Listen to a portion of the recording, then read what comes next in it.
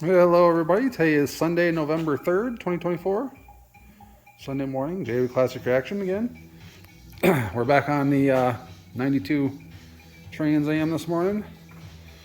Got the engine compartment all back together again and all done. Looking good. And now we're getting into the process. Now we know it's running good. Don't have to worry about that now. We can start ordering serious parts for this thing and start getting it torn down.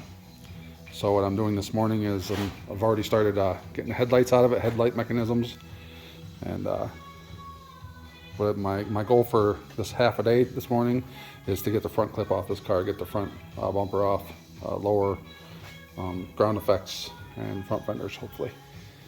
And you know, everybody asks me, well, why can't you just do the paint job with the car together?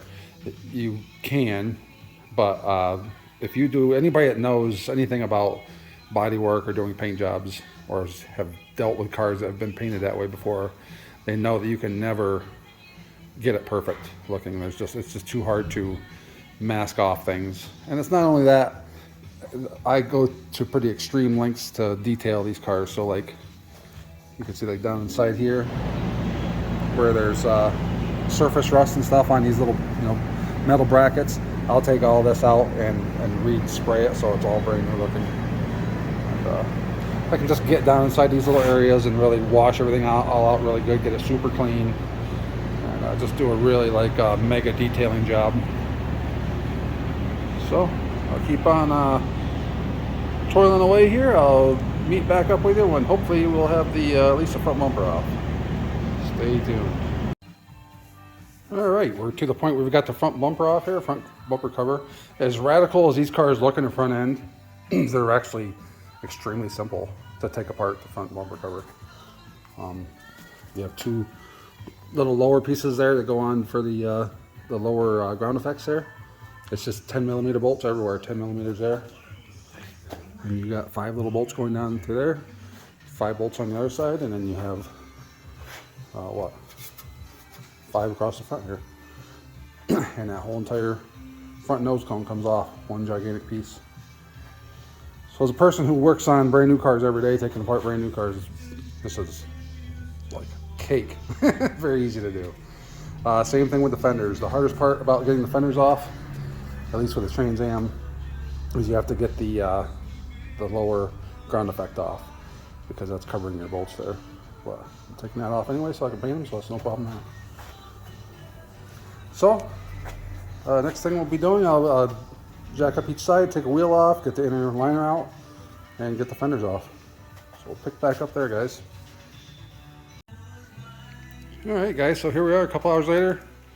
We've got the whole front clip off the front of this car. These cars are very easy to work on compared to a 70 through 81 F-body car, Camaros and Firebirds.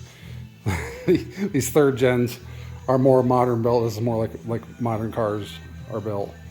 And it would have been interesting to be there in 1982, 1983, when these cars were first coming out and coming into the body shops. I would have loved to have seen what the body men thought, because taking a fender off one of these cars is literally a 10-minute job. Compared to the second gen cars would have been, an all-day job. So yeah, it's really nice. It's actually a pleasure to work on these cars, at least body-wise. Now, engine-wise, the mechanics probably weren't happy because everything was getting tighter in there and more complicated with computers and stuff. But yeah, body-wise, they're definitely easier to work on. So yeah, like a lot of this stuff, if you painted this car with all this stuff back on, on the car, all this stuff, there's just dirt and dust on there, would all remain.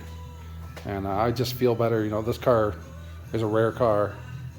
It deserves to be, preserved for a really long time. I want it to last for another 30 or 40 years, long after I'm gone off the earth. So I can get in here and clean all this stuff really good, get it all really cleaned up and detailed. You can see something that's interesting here. Oops, is this is the brace that goes down through on the convertibles that ASC put on the cars back in the day to strengthen them.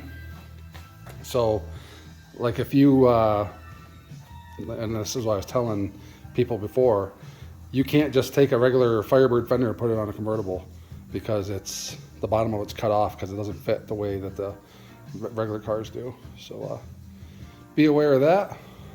Convertible fenders are not easy to find. So yep, just a little something to keep in mind. But I'm going to be done for today, and next few days here we'll continue taking it apart. I'm not going to take the doors off. There's no reason to take them off. I mean, of course, I will be taking them apart, taking the mirrors off, and the glass and everything. But I will be leaving them on the car. And at least I'm 99% sure. Of course, all this stuff will be coming off: trunk lid, the spoilers, everything.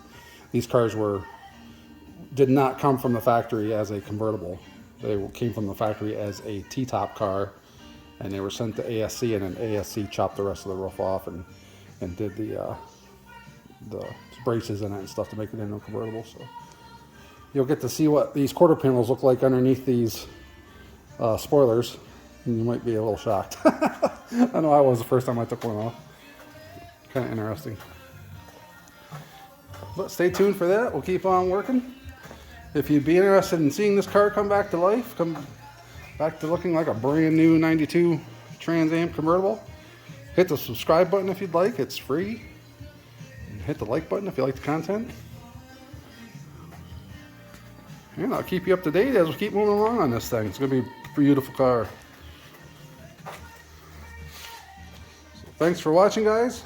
We'll see you in the next one.